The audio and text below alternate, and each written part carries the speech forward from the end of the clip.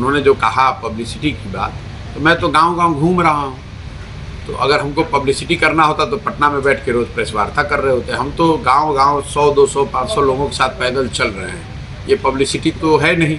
और अगर पब्लिसिटी है तो आप लोग देख ही रहे हैं। एक दिन 2 दिन चलने की बात नहीं है।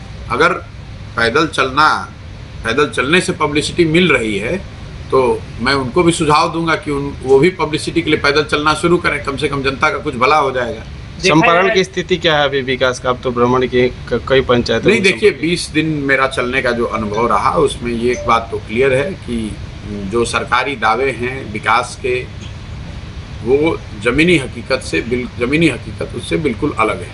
चाहे वो पलायन की समस्या हो, शिक्षा की व्यवस्था हो, कृषि के किसानों की स्थिति है, महिलाओं की स्थिति है, दलितों की स्थिति है, हर चीज़ पे जो सरकारी दावा है और जो ज़मीन पर हम लोग देख पा रहे हैं उसमें ज़मीन आसमान का फ़र्क है। इसके लिए सर सरकार को क्या कुछ देना चाहेंगे आप? सरकार को मैं यही कहूँगा कि जो पटना में बैठ के या ऑफिसेज में बैठ के जो दावे किए जा रहे हैं उन दावों को सही मानकर अपना पीठ थपथपाने के बजाय सरकार को ज़मीन पर उतरना चाहिए, देखना चाहिए। और इसके लिए किसी आंकड़े और किसी जांच की ज़रूरत नहीं है।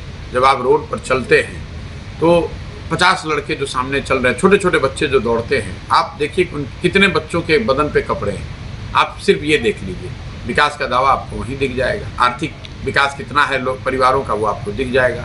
जब आप 10 स्कूल में जा रहे हैं तो वहाँ पर न शिक्षक है, न बिल्डिंग है, न बच्चे हैं, तो उससे आपको दिख जाएगा कि शिक्षा व्यवस्था में क्या हो रहा है। इसके लिए किसी जाँच की ज़रूरत नहीं है, किसी कमेटी के रिव्यू मीटिंग की ज़रूरत नहीं है। आप जब गाँव से निकल रहे हैं तो बिना गमछा बांधे हुए आप गांव से निकल नहीं सकते, इतनी गंदगी है। तो शौचालयों की स्थिति आपको दिख जाएगी। जब आप गांव से निकल रहे हैं तो आप देख रहे हैं कि एक भी नल के जल की योजना की टंकी, पाइप और नल वो एक जगह नहीं है, वो कारगर नहीं है। तो आपको दिख जाएगा कि आप जो दावा कर रहे हैं और जो लोग बता रहे हैं, अफसरशाही इतनी हावी है। अफसर सरकार चला रहे हैं। सरकारी जो पॉलिटिकल भूमिका है, जो जनता के चुने हुए प्रतिनिधि हैं, उनकी कोई ज़्यादा भूमिका है नहीं। जो लोग भूमिका अपनी तलाश रहे हैं या भूमिका थोड़ी बहुत जिनकी है, वो इसलिए है कि वो इससे पैसा कमा रहे हैं। सर,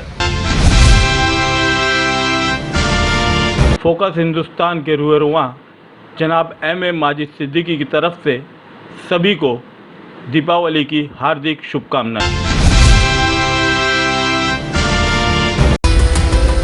हिंदुस्तान में समाज के लिए अपना सर्वस्व दान करने की परंपरा लंबे समय से रही है।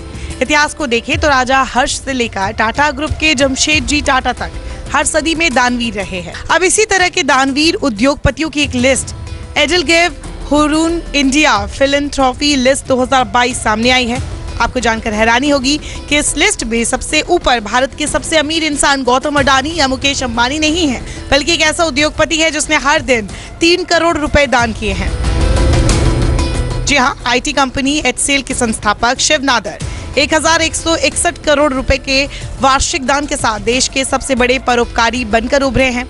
एडलगेव हुरून इंडिया परोपकारी सूची 2022 के मुताबिक नादर प्रतिदिन 3 करोड़ रुपए दान करते हैं। IT कंपनी विप्रो के 77 साल के अजीम प्रेम जी पिछले 2 सालों से लगातार टॉप स्थान पर रहने के बाद इस साल दूसरे स्थान पर खिसक गए हैं। उन्होंने 484 करोड़ रुपए का वार्षिक दान किया। इस लिस्ट में रिलायंस इंडस्ट्रीज के चेयरमैन मुकेश अंबानी तीसरे स्थान पर है, जबकि आदित्य बिरला ग्रुप के कुमार मंगलम बिरला चौथे स्थान पर रहे हैं। अंबानी ने 411 करोड़ तो बिरला ने 242 करोड़ रुपए दान किए हैं। भारत के सबसे अमीर व्यक्ति गौतम अडानी इस लिस्ट में 7वें नंबर पर है। उन्होंने पूरे साल में 190 करोड़ रुपए दान किए हैं। इस साल लिस्ट में 19 नए नाम भी जोड़े गए हैं और उन्होंने कुल 832 करोड़ रुपए का दान किया। इस साल की लिस्ट में 6 महिलाएं भी शामिल हैं। लिस्ट के मुताबिक भारत में कुल 15 व्यक्तियों ने 100 करोड़ रुपए से ज्यादा का वार्षिक दान दिया।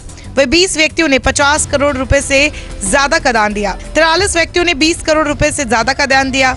लार्सन एंड टूब्रो के समूह चेयरमैन 18 साल के AM नाइक ने 142 करोड़ रुपए का दान दिया और वो देश के सबसे उदार पेशेवर प्रबंधक है। जेरोधा के नितिन कामत और निखिल कामत ने अपने दान को 300% बढ़ाकर 100 करोड़ रुपए कर दिया। माइंट्री के सह संस्थापक सुब्रतो बागची और NS पार्थ सारथी टॉप 10 दानदाताओं में शामिल है। इनमें से प्रत्येक ने 213 करोड़ रुपए दान दिए। क्वेस कॉर्पोरेशन के चेयरमैन अजीत इसाक ने भारतीय विज्ञान संस्थान IISc बेंगलुरु को 105 करोड़ रुपए का दान दिया। वो दानियों की लिस्ट में 12वें स्थान पर हैं। इंडिगो एयरलाइंस के को प्रमोटर राकेश गंगवाल ने IIT कानपुर को 100 करोड़ रुपए का दान दिया। रिपोर्ट में कहा गया है कि पिछले 5 सालों में 100 करोड़ रुपए से ज्यादा दान देने वाले परोपकारियों की संख्या 2 से बढ़कर 15 हो गई है। वहीं इंफोसिस के नंदन नीलेकणी, क्रिस गोपाल कृष्णन और SD शिबुलाल 9वें, 16वें और 28वें नंबर पर रहते हुए 159 करोड़ रुपए, 90 करोड़ रुपए और 35 करोड़ रुपए का दान दिया। वह 120 करोड़ रुपए के दान के साथ 63 साल की रोहिणी नीलेकणी देश की सबसे उदार महिला परोपकारी है। फोकस हिंदुस्तान के रूबरुआ जनाब MM माजिद सिद्दीकी की तरफ से सभी को दीपावली की हार्दिक शुभकामनाएं।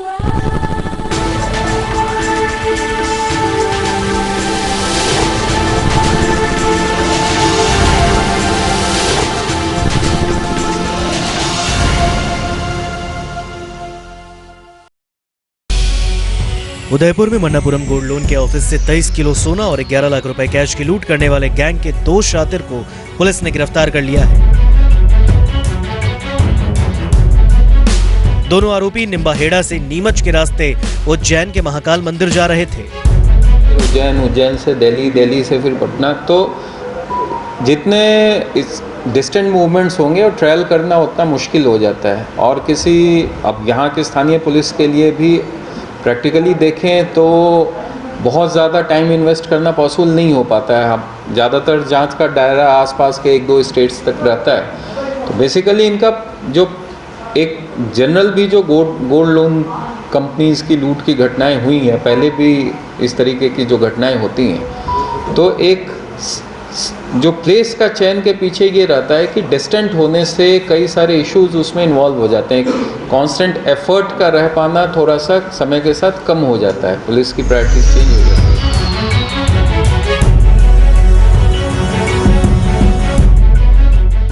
गिरफ्तार इन 2 आरोपियों के अलावा इस गैंग का मास्टरमाइंड और 2 आरोपी हैं जो कि बिहार के रहने वाले बताए गए हैं। इन सभी की एक जेल में दोस्ती हुई थी। जानकारी के मुताबिक कोई भी आरोपी एक दूसरे को नाम से नहीं जानता और न ही वारदात को अंजाम देने के बाद एक दूसरे के संपर्क में बताया गया। पुलिस ने बताया कि गैंग का मास्टरमाइंड गुड्डू और 3 आरोपी अब तक फरार हैं। लूट का पूरा माल गुड्डू के पास है और उसके बारे में किसी को जानकारी नहीं है। फिलहाल पुलिस मास्टरमाइंड समेत 3 आरोपियों की तलाश में जुटी है। लाइक कीजिए, सब्सक्राइब कीजिए और शेयर कीजिए। बेल आइकॉन बटन दबाना ना भूलें और देखते रहिए आपका अपना चैनल फोकस हिंदुस्तान। और अपने कमेंट्स ज़रूर भेजें ताकि हम फिर से हाजिर होंगे एक नई खबर के साथ। पाकिस्तान 4 साल बाद फाइनेंशियल एक्शन टास्क फोर्स की ग्रे लिस्ट से बाहर हो गया है। FATF ने पेरिस में आयोजित 2 दिवसीय समीक्षा बैठक के बाद इस फैसले का ऐलान किया है। पाकिस्तान ने इसे अपनी जीत के तौर पर प्रदर्शित किया और कहा कि वो आतंकवाद के प्रति जीरो टॉलरेंस की नीति जारी रखेगा। हालांकि एक्सपर्ट्स का मानना है कि आतंकवाद पाकिस्तान की स्टेट पॉलिसी का हिस्सा है। ऐसे में इस पॉलिसी को बदलना आसान नहीं होगा। पिछली बार की बैठक में FATF ने कहा था कि वो पाकिस्तान का दौरा कर वास्तविक स्थिति का जायजा लेने के बाद कोई फैसला करेगा, जिसके बाद सितंबर में FATF की एक टीम पाकिस्तान पहुंची थी। इस दौरे के बाद पाकिस्तानी विदेश कार्यालय ने दावा किया था कि FATF ने इस दौरे को लेकर सकारात्मक संकेत दिए हैं। पाकिस्तान को 2018 में आतंकवाद को धन मुहैया करवाने के आरोप में ग्रे लिस्ट में शामिल किया गया था। FATF ने मनी लॉन्ड्रिंग और आतंकवाद के वित्त पोषण से निपटने में कानूनी, वित्तीय, नियामक, जांच, अभियोजन, न्यायिक और गैर सरकारी क्षेत्र की कमियों के चलते पाकिस्तान को निगरानी सूची में डाला था। इसके बाद FATF ने पाकिस्तान को ग्रे लिस्ट से बाहर निकालने के लिए व्यापक सुधार कार्यक्रम की एक लिस्ट सौंपी थी। पाकिस्तान का दावा है कि उसने लिस्ट में दिए गए सभी शर्तों को पूरा किया है। पिछली बैठक के बाद पाकिस्तान ने जैश ए मोहम्मद प्रमुख मसूद अजहर, लश्कर-ए-तैयबा के संस्थापक हाफिज सईद और ज़कीउर रहमान लखवी समेत संयुक्त राष्ट्र में नामित आतंकवादियों के खिलाफ कार्रवाई का दावा किया है। पाकिस्तान के दावे के अनुसार ये सभी आतंकवादी अब जेल में कैद हैं। विशेषज्ञों का दावा है कि पाकिस्तान के ग्रे लिस्ट से बाहर निकलने पर पहले से ही मुश्किलों से जूझ रही अर्थव्यवस्था पर कोई प्रभाव नहीं पड़ेगा। हालांकि इससे पाकिस्तान से जुड़े वैश्विक लेन देन की जांच कम करने में मदद मिल सकती है। पाकिस्तान से होने वाला हर बड़ा लेन देन दुनिया भर की खुफिया एजेंसियों की निगाह पर रहता है। अब ऐसे लेन देन की जांच में थोड़ी कमी आ सकती है। पाकिस्तान के 2 बैंक HBL और national bank of Pakistan compiles, failures और एंटी मनी लॉन्ड्रिंग नियमों के उल्लंघन में पहले ही करोड़ों रुपए का जुर्माना भर चुके हैं। ऐसे में इन बैंकों को भी बड़ी राहत मिलने की उम्मीद है। FATF की ग्रे लिस्ट से बाहर निकलने से पाकिस्तान में विदेशी निवेश के रास्ते भी खुलेंगे। FATF की ग्रे लिस्ट से बाहर निकलने के बाद पाकिस्तान में जश्न का माहौल है। पाकिस्तानी विदेश मंत्री बिलावल भुट्टो जरदारी ने ट्वीट कर कहा कि पाकिस्तान के लोगों को बधाई, पाकिस्तान को आधिकारिक तौर पर FATF की ग्रे लिस्ट से हटा दिया गया है। पाकिस्तान जिंदाबाद। अन्य नेताओं ने भी इस फैसले पर खुशी जाहिर की है।